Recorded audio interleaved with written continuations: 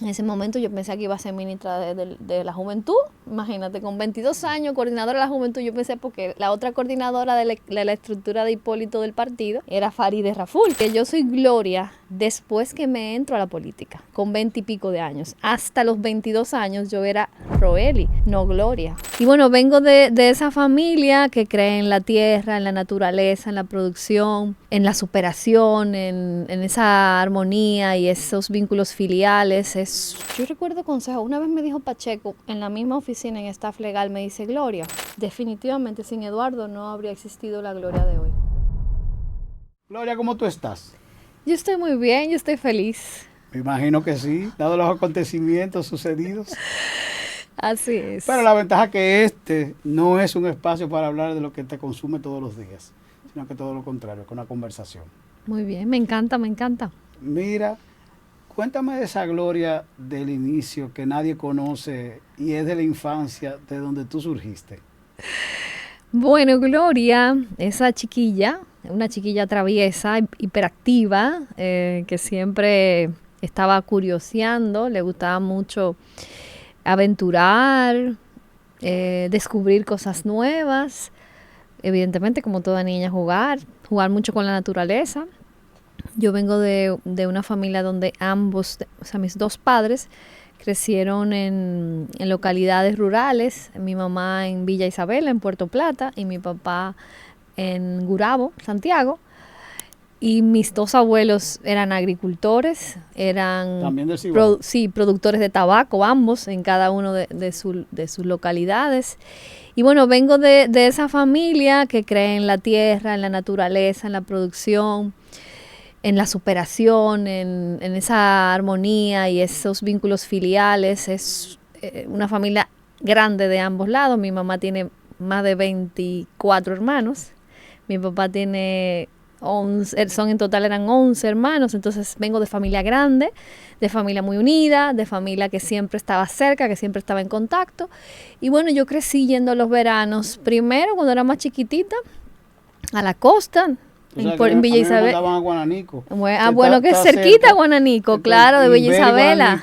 Eran mis veranos, o sea, exacto, que te entiendo A enteramente. mí me tocaba ir a Villa Isabela, estar cerca de la Ensenada, de toda esa zona del castillo, o sea, la Isabel histórica, bellísima, o sea, yo crecí yendo en verano también, viendo los cangrejos, cruzar la calle en el castillo, para mí son los recuerdos hermosos. Yo aprendí a montar motor en Guananico. A hacer inventario, tenía que descargar un camión de provisiones a donde Tío Gripping, por lo tanto, todo lo que tú me estás contando, me estoy retrotrayendo a esos momentos. Entonces, mi familia materna es una pequeña localidad que se llama Guaconejal, que es antes de Inverde, sí, en esa zona, y entre Villa Isabela, que es el municipio. Y bueno, es una zona bellísima, cerca de la costa, pero con mucha producción agrícola. Y por otro lado, mi familia paterna de Gurabo, una familia que estaba más cerca de un centro urbano, que era Santiago. Mi papá y mis tíos fueron jóvenes, una familia de muchos varones, jóvenes que les gustaba el deporte, que les gustaba la política. Mi papá fue profesor. ¿Tu papá también fue político? Sí, mi papá fue político. Esa viene desde mi papá. Gente muy de los estudios, de los libros. Papi dio clases en el liceo y fue un hombre muy inteligente siempre. ¿Pero de qué surge lo del libro? ¿Por tu papá o fue una vocación que te surgió? Sí, ¿por qué? Yo creo que tiene una mezcla de todo, o sea, mi historia familiar más las experiencias de aprendizaje de niña. Esa combinación de papi y mami, papi con esas grandes conquistas y anhelos políticos, mi mamá más como una servidora, una mujer más de vocación de servicio, de ayudar siempre a la gente. Y de esa combinación tan extraordinaria de estos dos seres tan especiales, pues nació una niña curiosa, intrépida y sobre todo muy intensa. O sea, yo siempre yo practiqué todos los deportes en el colegio. Yo estuve en el mismo colegio desde los 5 años hasta que me gradué. ¿Qué colegio? Colegio de los Embajadores, aquí está en la 27, la 27 de febrero. Casi con Caonabo, exacto. O sea, yo entré con 5. Ibarra llegó a estudiar ahí, ahora sí, hay mucha gente que pasó por los años ese colegio. Yo conocí a mucha gente también porque yo fui fundadora del colegio, entré a los 5, o sea, cuando el colegio se fundó en el 91, yo fui de la primera promoción, del primero de primaria, de ese año de fundación y concluí. No tiene que decir año. Recuerda que es una yo conversación. no tengo 40, yo lo puedo decir, yo no tengo ningún miedo de decirlo. Entonces yo estuve toda mi escolaridad en el mismo colegio, entonces eso me hizo también crear como un arraigo importante con mis profesores, con mis compañeros y todo lo que esa zona representa. Incluso en estos días uno de los compañeros del colegio subió un video de la cancha de la plaza que está atrás. Ajá. Que yo practicaba mucho cuando era más jovencita, porque a mí me gustaban mucho los deportes. Entonces yo hacía voleibol, yo estaba en todos los equipos de voleibol, de básquetbol, de fútbol, de natación, de atletismo, todo lo que en el colegio había un bautizo de muñeca, yo estaba ahí. O sea, yo fui siempre esa niña que estaba en todo. Y nos tocaba mucho ir a la plaza a practicar en la tarde, porque la cancha del colegio no era tan grande. Y ahora vi que la plaza la techaron, hicieron un bajo techo precioso y estábamos riendo el grupo del colegio diciendo, wow, qué increíble, mira qué lindo está. Y estamos hablando de 20 y pico, 30 años de eso. Pero entonces ahí entra un primer momento que es parte de la conversación.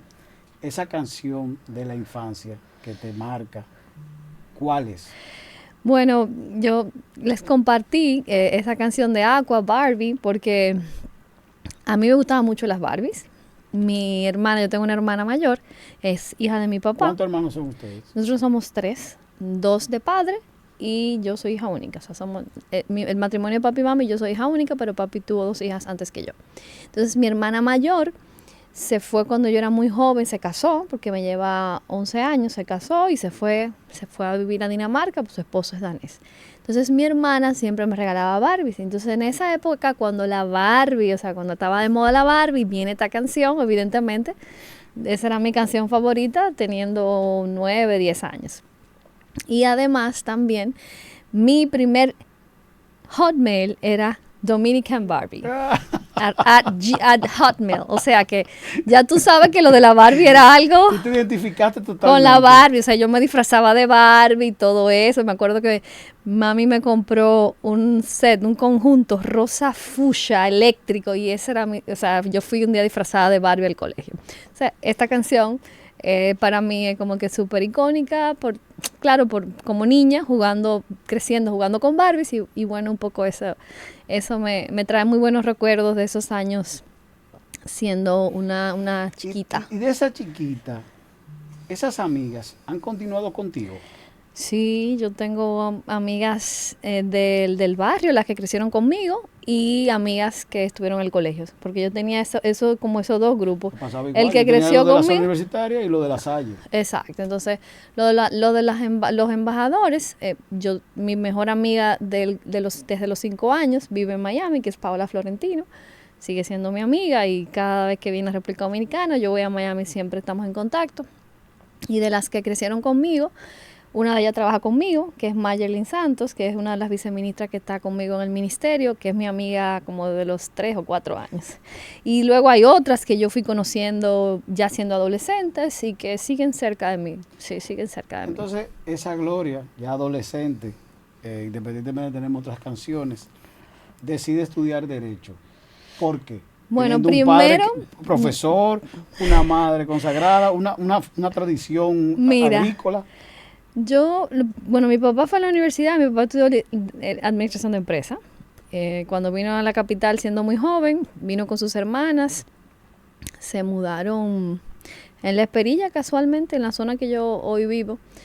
Y papi comenzó a estudiar en la UNFU y estudió administración de empresa. Mi mamá vino siendo jovencita también y estudió psicología industrial. Entonces los dos vienen de una formación profesional que priorizaron mucho los estudios, la formación, pero papi siempre tuvo como que esa vinculación a la política y yo crecí en ese hogar político. Viendo dirigentes de mi casa desde chiquitica, yendo a las actividades, yendo a las reuniones políticas, y aunque yo tenía una inclinación quizás natural más a las artes que a la política, me gusta mucho la actuación, me gustaba mucho el canto, me gustaba mucho el baile. Quizás también mucho que ver con lo que yo hacía en el colegio, porque tenía muchas actividades. Era de los grupos de baile, siempre estábamos en las obras de teatro y me apasionaba mucho el arte. Y mi materia favorita era educación artística. O sea, ahí, ese es mi profesor favorito, siempre era el tema de arte. Entonces, cuando yo tengo 15, 16 años, le digo a mi papá que yo voy a estudiar en la Escuela Nacional de Actuación. Y él me dice, sí, ok. Yo estaba como en tercero de bachillerato, si yo todavía no me había graduado. Y voy y aplico en la Escuela de Actuación, sí, en Bellas Artes. En ese momento el director era Jafe Cerulle, el director de la Escuela de Actuación. Y bueno, yo voy, hago mi audición, porque tú tienes que audicionar a un examen para poder ser parte del grupo de la preparatoria para estudiar actuación, que es un proceso de examen para tú poder entrar a la escuela. Entonces, bueno, yo voy a mi audición y entro a la preparatoria. No me acuerdo cómo se llama ese proceso. Y ahí me aceptaron y comencé a hacer. Hice mis 3 meses de preparatoria, hice mi examen y aprobé para entrar a la escuela de actuación. Me acuerdo que me tocó el monólogo de Hamlet, Ser o no ser. Bueno, ahí conocí yo a Bolívar Valera. Bolívar y yo hicimos el preparatorio juntos para la escuela de actuación hace muchos años. Está hablando, yo tenía 15. Estamos hablando de casi 30 años. Entonces, nada, cuando yo voy donde mi papá y le digo, mira, ya me aceptaron, voy a estudiar actuación. Tú tienes una actriz en tu casa. Claro, me dice, ¿cómo? No, tú vas a la universidad, cuando tú termines y traigas un título aquí, entonces tú me hablas de lo que tú quieres. Entonces ahí la realidad, el choque de la realidad. Yo había hecho mis exámenes de vocación profesional y me habían salido 2 carreras, que era Derecho y Economía, que eran como que las que naturalmente yo me podía inclinar. Y como a mí me gustaba mucho la política, decidí estudiar Derecho. Pero entonces, fíjate que es interesante cómo hay un elemento que no se da mucho en sentido general, que es una evaluación desde el punto de vista de la vocación. Sí, de la vocación. Que eso te ayuda hoy en día a tener la tranquilidad, porque incluso una de tus formaciones complementarias, en este caso posgrado, tiene que ver con la parte de administración. Así como es. tal. Sí, en microfinanza y desarrollo social. Y bueno, eso fue lo que me salió en ese test. Entonces yo, ¿qué hice? Vamos a la universidad. Yo siempre fui una niña como con mucha autonomía. A pesar de ser hija única, yo puedo decir que si algo hizo papi y mami muy bien fue que me educaron con cierta independencia, que era algo raro que la gente como que no lo entiende. Tú no pareces hija única. Y yo recuerdo porque papi lo hacía sobre todo papi lo hacía con mucha intencionalidad. A veces yo iba cruzando la calle con mi papá y cuando estábamos a mitad de la calle él me soltaba para que yo terminara de cruzar la calle sola. A veces cuando tocaba pagar el colegio, papi me decía, ve, paga el colegio tú a la dirección. O sea que de alguna manera él me fue entrenando. Digo papi porque era con quien yo más tiempo estaba, porque su oficina, donde mi papá era gerente de una compañía de seguros, porque al final él terminó siendo una persona que se desarrolló en el mundo de los seguros, estaba el colegio frente a su oficina. Entonces yo tenía que venir todos los días con él y con papi en el carro, o sea, estaban muchas cosas en el día a día con mi papá. Y bueno, ahí él me fue de alguna manera moldeando y forjando en mí esas conversaciones en el camino a casa, hablando de la vida, hablando de todo. Tú sabes que yo me identifico mucho porque yo soy hijo único. Y Enrique, mi hijo, yo sé que el tuyo es Eduardo Enrique, sí. Enrique y yo, donde compartimos yo llevándolo al colegio, y el domingo sucedió algo similar, que fue cuando llegó la cuenta. Yo le dije, ven, vamos a revisarla. Porque también una manera, yo le decía el otro día cuando lo llevé al fútbol, como estaba de vacaciones, que ya él tiene que ir viendo justamente esos consumos para analizar desde el punto de vista de la cuenta, porque cada peso es trabajado. Correcto. Entonces, entiendo cuando tú me planteas que tu papá te llevaba bajo esa lógica. Y entonces, ¿en qué momento él te robaba para la política? Bueno, lo que sucede es que yo, como estaba mucho tiempo con él, nosotros vivíamos en las afueras de la ciudad, a mí me tomaba quizá 1 hora llegar a mi casa, entonces de repente me tocaba estar el día entero con papi y después el colegio, mis clases extracurriculares, porque eso sí, yo debo decirte, ellos se ocuparon todo el tiempo de que yo tuviera la mejor educación posible. Yo estudié en la Alianza Francesa, yo estudié en el Dominico Americano, yo estudié piano. O sea, hubo siempre ese interés de qué otra cosa tiene que hacer Gloria. O Roeli, que es como mi familia me dice, ese es mi nombre familiar. Ese es mi segundo nombre, pero es el nombre de familia, Roeli, así como toda mi familia. Y la gente que me conoce de niña es Roeli, porque yo soy Gloria después que me entro a la política, con 20 y pico de años. Hasta los 22 años yo era Roeli. No, Gloria. Entonces, Pero mi mira qué nombre interesante. cambió a los 20 y tantos cuando yo comienzo a hacer vida política y como es el primer nombre, Gloria Reyes.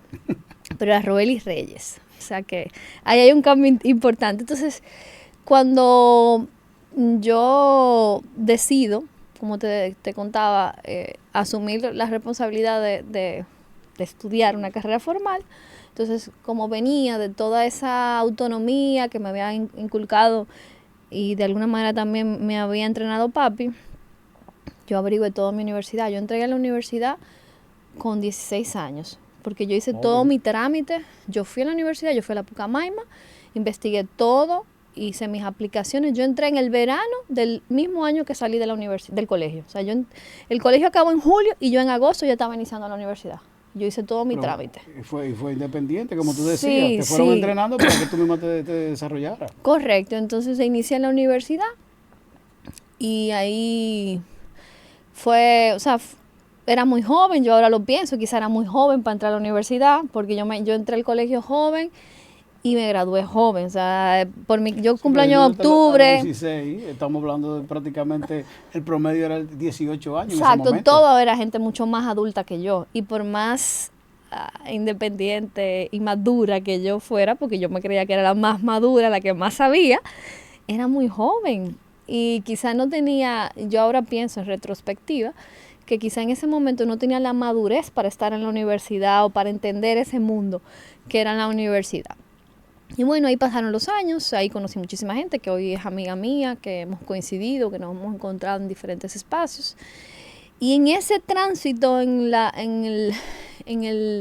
universidad, en la carrera, mi carrera de Derecho, ahí conecté con un familiar o un pariente que estaba en política y me invita a una primera reunión, ya como, esto ya no era como la que acompañaba a su papá, porque yo cuando estaba el día entero con papi aquí, si él tenía que ir a una reunión, yo iba con él, porque ¿a dónde me iban a dejar? Yo salía de la tarde de la clase de inglés o de la clase de piano, y él me recogía, entonces yo tenía que acompañarlo a las reuniones. Por eso yo comencé desde muy chiquita a estar en todas estas reuniones, en todas estas actividades, ahí de acompañante, viendo y participando.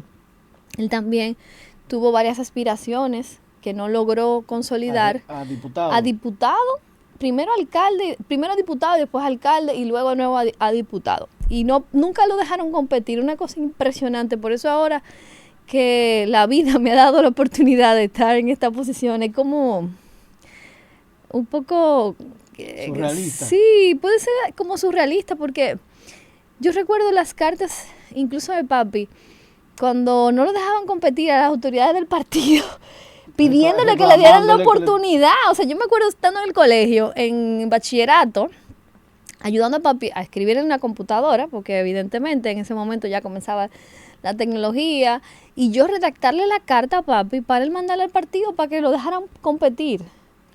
O sea, mira lo interesante que puede ser la vida y la vuelta que te da la vida.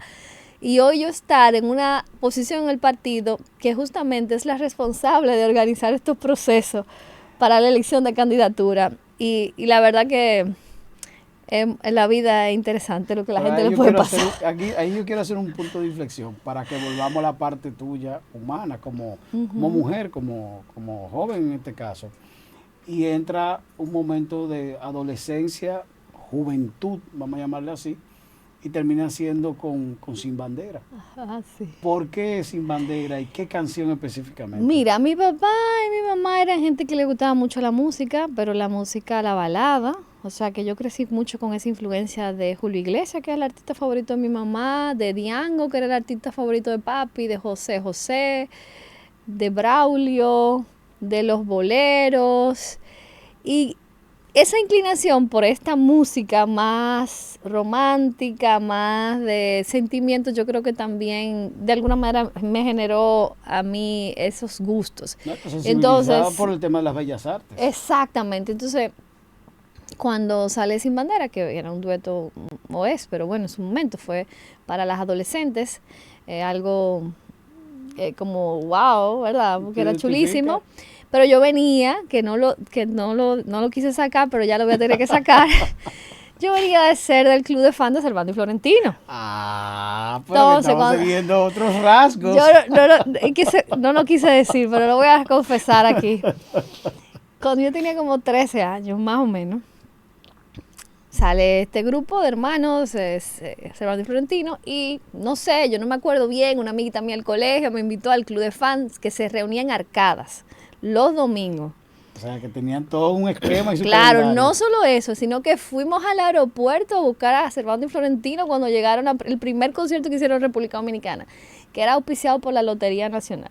Con cartelones y todo. Todo, claro, yo me acuerdo. Ese día era día de clase y yo, mi mamá, pedí permiso a mi mamá y mi papá. Y nos fuimos al club de fan, a la lotería. Recuerdo que nos subieron al salón de arriba, donde están los bolos, ahí a esperar a todas las muchachas del club de fan. Y ahí nos fuimos a un autobús al aeropuerto a esperar a Cervantes y Florentino y nos dieron todas las instrucciones de lo que teníamos que hacer y la verdad que no hicimos nada de eso, hicimos todo lo contrario, comenzamos a gritar y no sé qué y se armó un alboroto y ahí entonces lo vimos de lejos porque no había forma. ¿Qué canción? Bueno, me imagino que siendo del club de fan, todas las la producción completa, pero sí. ¿Cuál te recuerdas así? No, bueno, a mí me gusta, sobre todo la primera producción de Primera, muy bonita, tiene canciones bellísimas. La de su papá, de Ali, víame los sueños, Naví, esa era muy bonita. Hay una canción que yo la vinculo a mi papá, que es una de las últimas canciones de ese disco, que se llama Antonio. Y yo siempre como que la historia que narra de Antonio, me acordaba a papi. Antonio es un muchacho que nació en un barrio, donde los sueños tardan por llegar. Entonces era como muy bonito y siempre yo me acordaba de papi con esa canción. Pero hay montones de canciones de Cervantes y Florentino que a mí me encantaban. Fui a ese concierto, a mi primer concierto. Fui con mi mamá, obviamente, porque yo era una muchachita, una carajita de 13 años. Y me acuerdo que ese día cayó el cielo de la lluvia y mami tenía una ropa rosa y se le ensució toda la ropa. O sea, fue una tremenda experiencia, pero fue muy bonita. La verdad, porque además de que era una actividad que yo estaba haciendo con mi mamá, fue como un sueño, lograr un sueño. No, y aparte de eso, tu primer concierto. Mi primer concierto, porque exactamente. Yo fui este año el primer concierto con Enrique y con Marlene y te puedo decir que para él fue un sueño hecho realidad. Claro. Entonces, bueno, ya luego, un poquito más adulta, llega lo de Sin Banderas, ya con 16 años.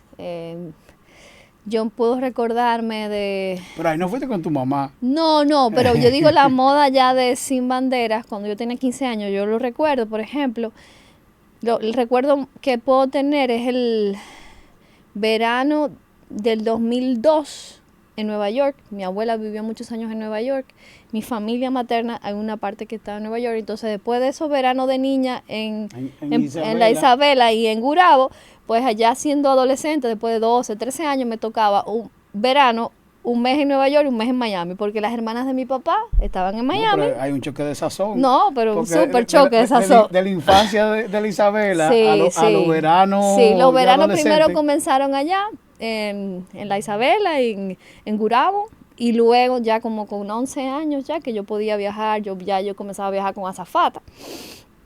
Entonces sí, yo me iba un mes donde mi abuela en Nueva York, y de ahí me iba un mes donde mis tías en Miami. Entonces en Nueva York, ya un poquito más adelante. Ahora el señor Reyes descansaba de ti un verano completo. Claro, no, yo me iba 2 meses. Ese era mi campamento de verano, porque no era ese los campamentos de verano. Yo no tenía esa suerte. Y a visitar las tías y la abuela por 2 meses. O sea, que descansaban, pero yo me la pasaba muy bien. Yo me divertí mucho. Incluso a mí me gusta mucho Nueva York. Cuando voy a Nueva York, yo llego a Nueva York y es como que me llega una alegría natural, porque yo lo asocio a todos esos veranos, a todo lo que yo viví, a todo lo que conocí siendo una adolescente joven, y luego lo que me tocó ya siendo una joven de 19, 20 años. ¿Y de esa época, qué canción tú te recuerdas?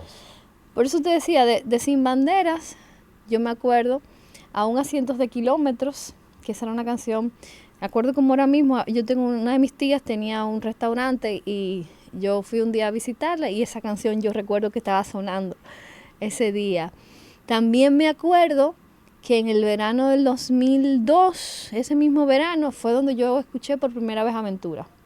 Mi papá era un hombre de mucha formación, un señor muy estudioso, y decía que la bachata, que no. que no había forma, que bachata, eso, tú sabes, la censura que había con esa música en los años 80.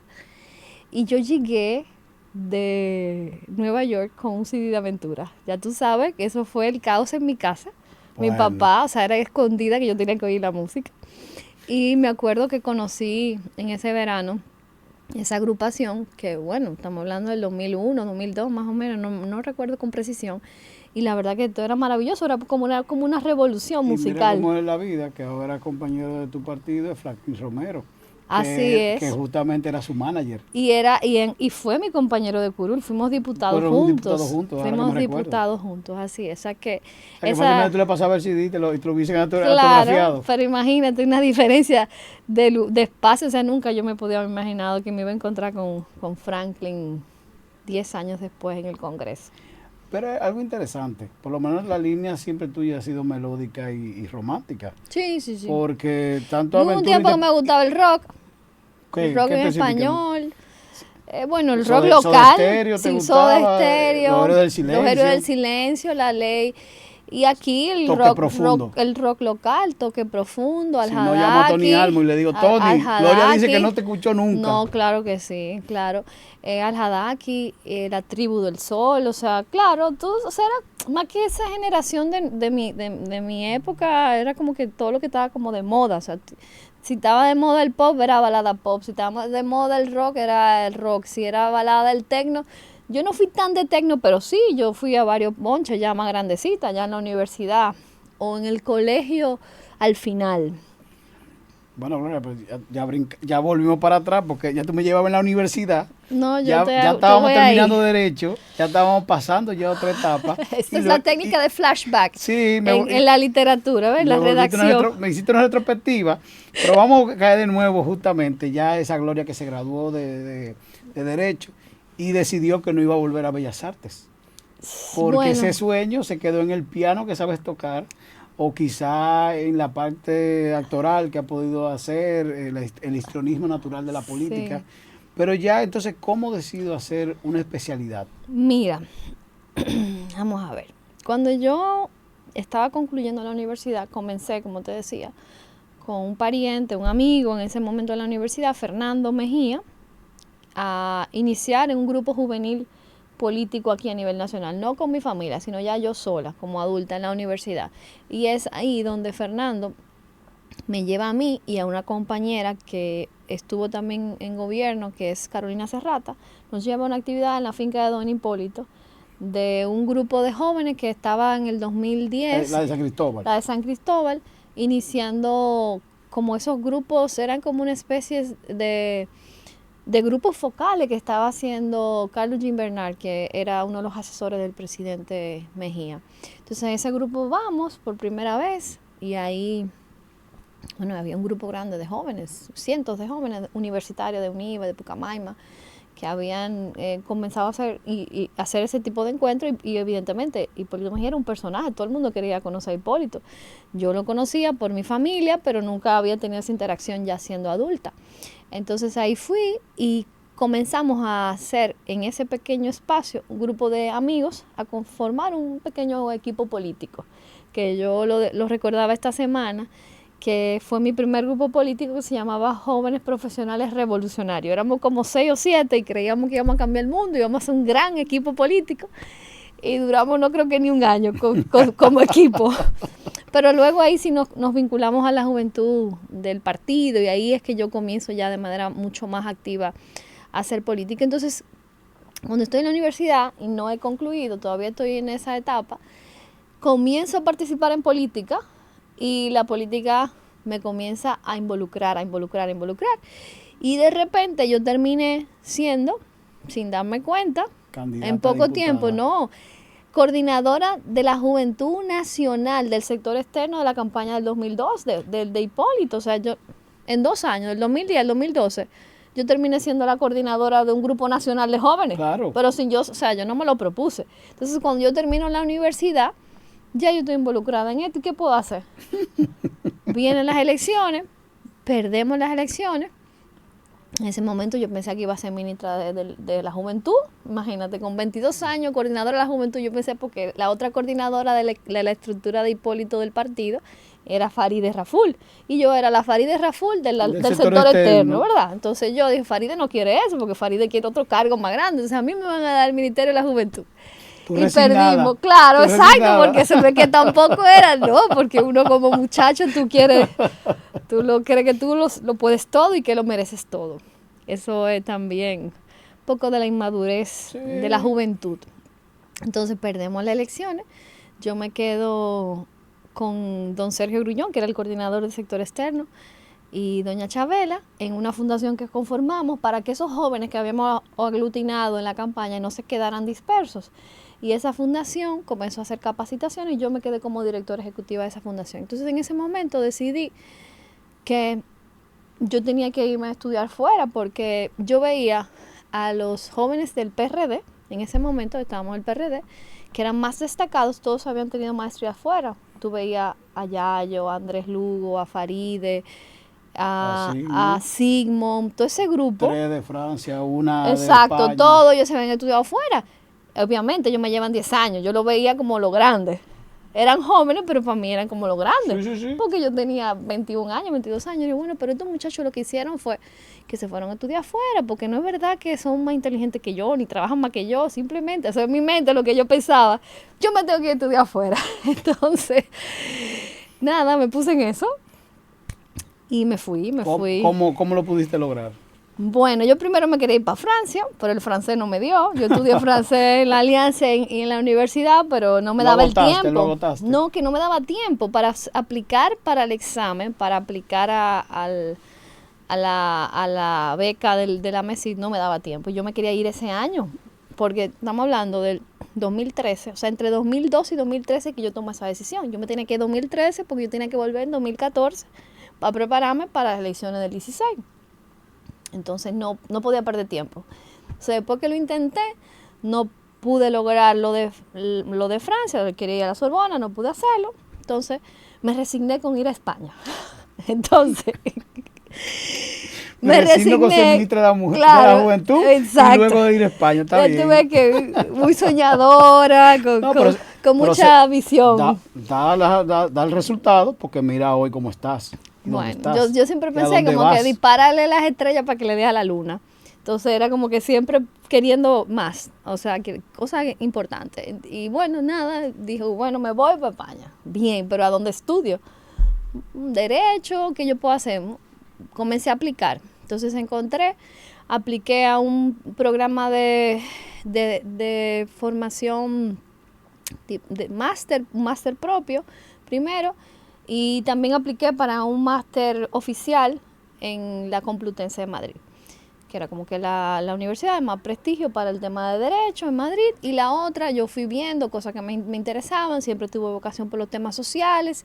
Y entonces vi esta maestría en Desarrollo Social y Microfinanzas, que yo en ese momento quizás no sabía muy bien lo que era microfinanzas, pero me llamó mucho la atención y bien, apliqué. Resulta que me aceptaron las dos, pero yo no tenía beca, yo tenía que pagarme la maestría. Entonces lo que yo hice fue, yo me había comprado un carro con mis ahorros y que mi familia me había ayudado. Yo vendí mi carro, conseguí un trabajo de un proyecto que había con un amigo que estaba haciendo un proyecto que era para el Ministerio de Industria y Comercio casualmente. Se llamaba Más Pymes, algo así, era montando plataformas de tecnología y mejorando, actualizando la arquitectura digital de empresas MIPYMES. Entonces yo apliqué esa consultoría, la gané. Y duré un año trabajando sin cobrar, solamente ahorrando, diciéndole, mira, tú me vas a pagar todo este dinero juntos porque esto es para mi universidad. Y comencé haciendo mis ahorros, mi familia y algunos amigos me apoyaron. Entonces junté una parte de dinero y la otra fue un crédito educativo. Entonces con este presupuesto que yo hice, me fui a estudiar a Madrid. Estudié 2 maestrías al mismo tiempo. O sea, resultó que al final tuve que hacer las 2 porque me aceptaron y dije, yo no voy a perder la oportunidad. Claro. Y entonces hice un año en la Complutense presencial. Al mismo tiempo iba haciendo el máster online de la Universidad de Alcalá. Cuando yo terminé la Complutense, el mes que me quedaba, presencial, entonces Fuiste me fui a Alcalá Alcalá. de Henares. Alcalá de Henares, entonces ahí terminé mi 2 maestrías. Llegué, regresé, o sea, me gradué, pasé mi trabajo, ¿verdad? Porque como todo estudiante, pero la pasé muy bien, conocí mucha gente buena, hice muy buenos amigos, conocí casi España entero, me fui de mochilera y viajé como por 20 ciudades con mi mochila en el Interrail y regresé. Después que yo dije que yo me iba a dedicar al derecho y que no iba a hacer nada de política en ese año, ese fue el año que se conformó el PRM aquí, mientras yo estaba allá. yo había entrado oficialmente a la juventud del partido, ya había hecho toda una carrera con la juventud del partido después de salir de la campaña. Y yo llegué septiembre de 2014 y en octubre del 2014 dije que iba a aspirar a un cargo. Exacto, primero era alcaldesa. Y debo decirte que don Hipólito fue responsable de que yo aspirara a diputada, porque él me dijo que, porque me dijo que no aspirara a alcaldesa, que eso no, que era diputada.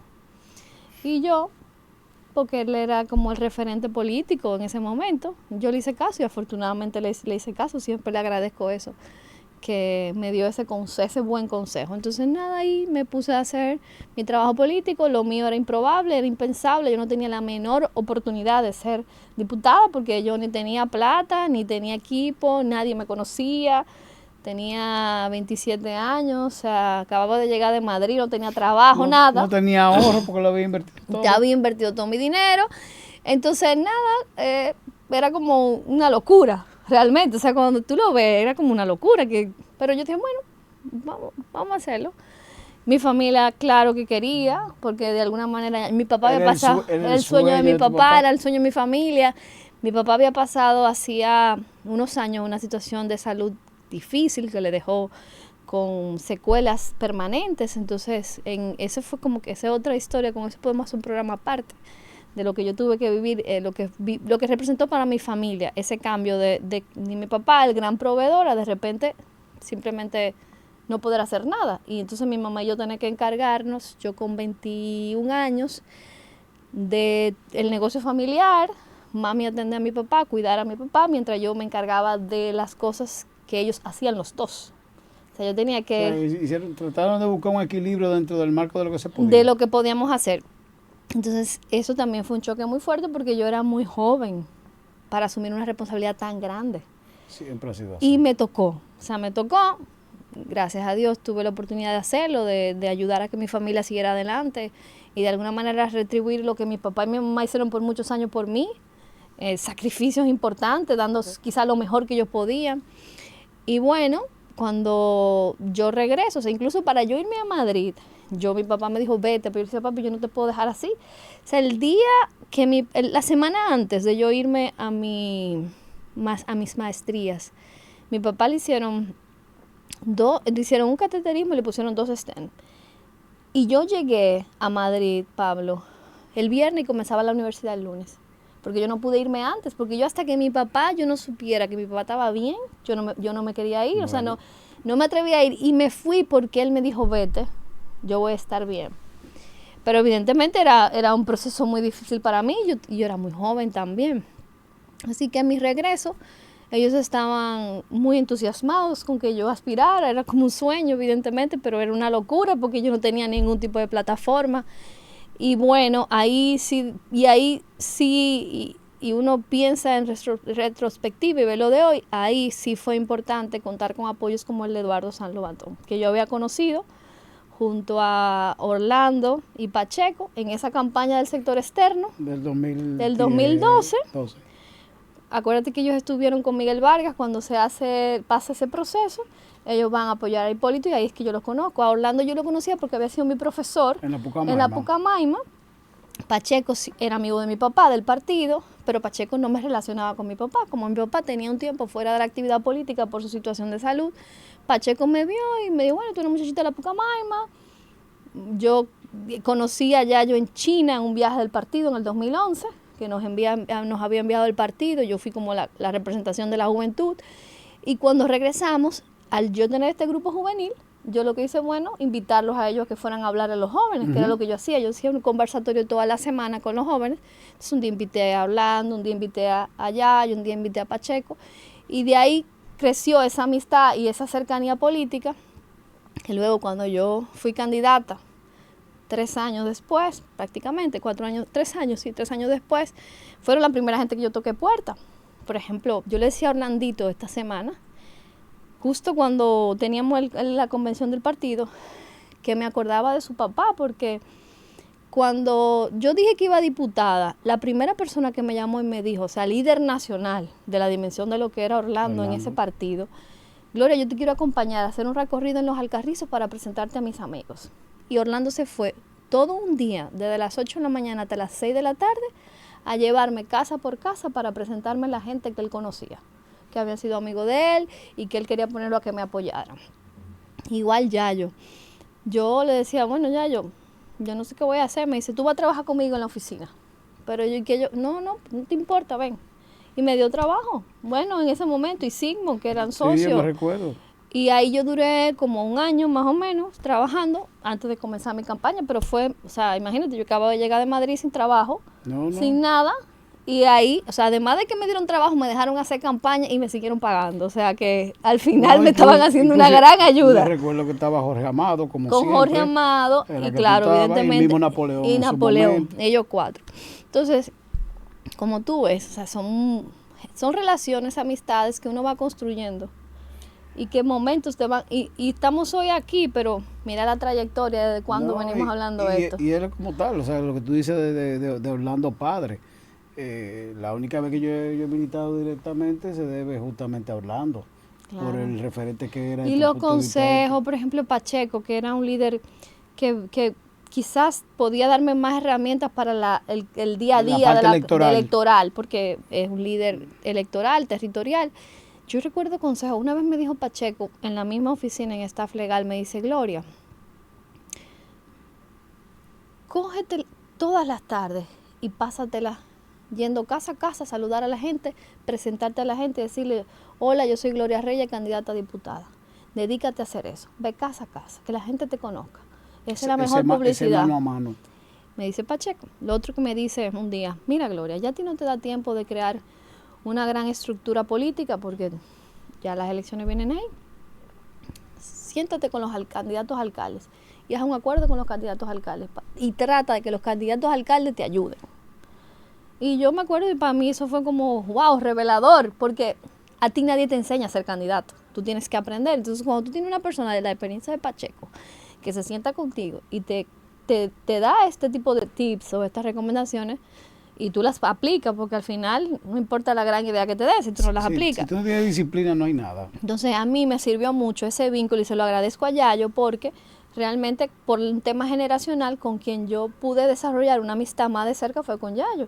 Y era el que más caso me hacía, porque los otros eran líderes de más trayectoria, evidentemente. Más edad, más trayectoria, otras perspectivas. Otras perspectivas, entonces. Más responsabilidades. Correcto. Entonces, bueno, a partir de ese momento yo llegué de Madrid, dije que iba a ser candidata, hice mi proceso, pasaron 2 años y ahí yo gané las elecciones. Claro, en ese tránsito hubo mucha otra gente en las comunidades que me ayudó, porque yo no tenía estructura, pero sí me había ayudado el buen nombre de mi papá, o sea, su buena labor por la gente, todo ese esfuerzo que él hizo, las cosas que ayudó a tantas personas. Yo recuerdo llegar a una casa y decirme, tú eres hija de Don Roque, yo le agradezco a Don Roque que en tal momento, o sea, él no tenía una estructura porque no dejó una estructura como tal, pero sí dejó afectos, dejó agradecimientos y dejó una buena reputación. Y dejó buen nombre. Correcto, o sea, eso sí me abrió puerta, el buen nombre, el relacionar al hecho de que esta era una persona que hizo las cosas bien. Esta es una persona de bien, su hija tiene que ser como él. Y eso me ayudó bastante.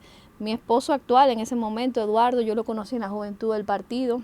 Estuvimos militando yo lo conocí desde el 2011, cuando estábamos en los primeros grupos juveniles. Nos hicimos muy buenos amigos. Él siempre me acompañaba y luego nos hicimos novios. Y después yo me voy a Madrid siendo novio y regreso. Cuando regreso, que digo que voy a aspirar, yo le pregunto, mira, ¿qué es lo que tú y yo vamos a hacer? ¿Cómo así? Yo, bueno, tenemos 4 años, o nos casamos, o nos dejamos, porque esto, me dije, no, yo no tengo problema, yo pues vamos a casarnos. Y así fue que nos casamos.